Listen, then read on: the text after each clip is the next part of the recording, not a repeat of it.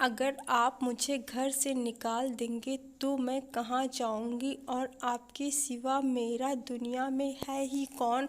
और मैं अपने मायके भी तो नहीं जा सकती क्योंकि वहाँ पर भी मुझे सहारा देने वाला कोई नहीं है।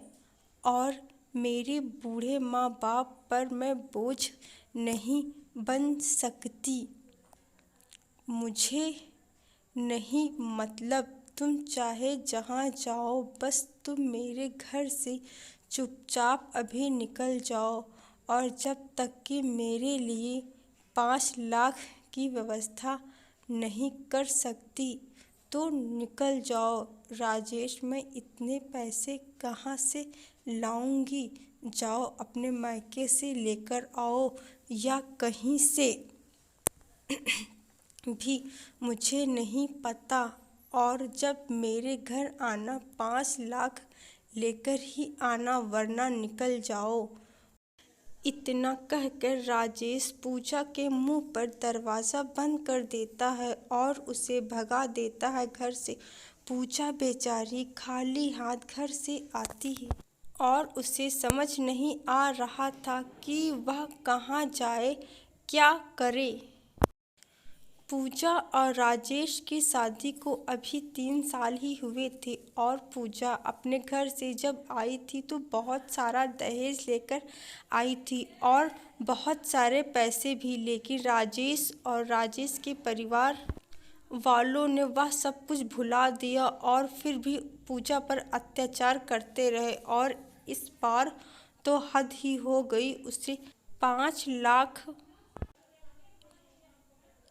के लिए घर से निकाल दिया और पूजा वहाँ से आकर के एक बस स्टैंड पर बैठी होती है और उसकी बहुत ही खराब हालत होती है और उलझे से बाल, गंदे कपड़े। और फिर यह सब उषा ने देखा। उषा एक बहुत ही बड़ी बिजनेसमैन है और उस दिन उषा की गाड़ी कुछ खराब हो गई थी तो इसीलिए उसकी गाड़ी वही बस स्टैंड के सामने रुकी हुई थी। और फिर उषा की नज़र पूजा पर पड़ती है, तब वह देखती है कि पूजा किस हालत में है। और फिर उषा पूजा के पास जाती है और फिर उससे पूछती, तब पूजा उसे सारी बात बताती है कि पैसों के लालच के लिए उसके पति ने उसको घर से निकाल दिया है। और फिर उषा पूजा को अपने साथ ले जाती है। और उधर पूजा का पति राजेश ने जब से पूजा को घर से निकाला था तब से उसकी और हालत पहले से भी ज़्यादा खराब हो गई है और वह पहले से भी ज़्यादा गरीब हो गया और उसके घर में बिल्कुल दरिद्रता सी छा गई। और फिर उधर जब से पूजा को उषा मिली तो मानो उसके दिन ही बदल गए और फिर वह उसे अपने साथ ले जाती, उसका अच्छे से देख रेख करवाती और उसे अपनी कंपनी में बहुत अच्छी पोजीशन पर नौकरी पर भी रख लिया। क्योंकि पूजा एक पढ़ी लिखी समझदार लड़की थी। और एक दिन राजेश अपने एक दोस्त से अपने काम के बारे में बात करता है तो वह कहता है कि मेरे पास तो कोई काम नहीं है तुम्हारे लायक, लेकिन हाँ, जिस ऑफिस में मैं काम करता हूँ तो वहाँ पर तुम में टैलेंट है तो तुम्हें मैं वहाँ काम दिलवा सकता हूँ। और फिर राजेश कहता है ठीक है।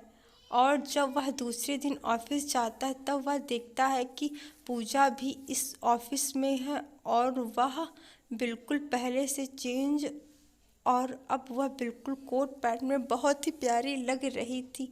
तो राजेश ने उसको देखा तो उसके होश ही उड़ गए और वह जब पूजा से बात करने के लिए गया तब पूजा ने उसे पहचानने से भी मना कर दिया क्योंकि पूजा ने अपनी ज़िंदगी की नई शुरुआत की थी और अब वह पुराने उन लम्हों में नहीं जीना चाहती। और उसने अब राजेश से सारे रिश्ते नाते तोड़ दिए थे।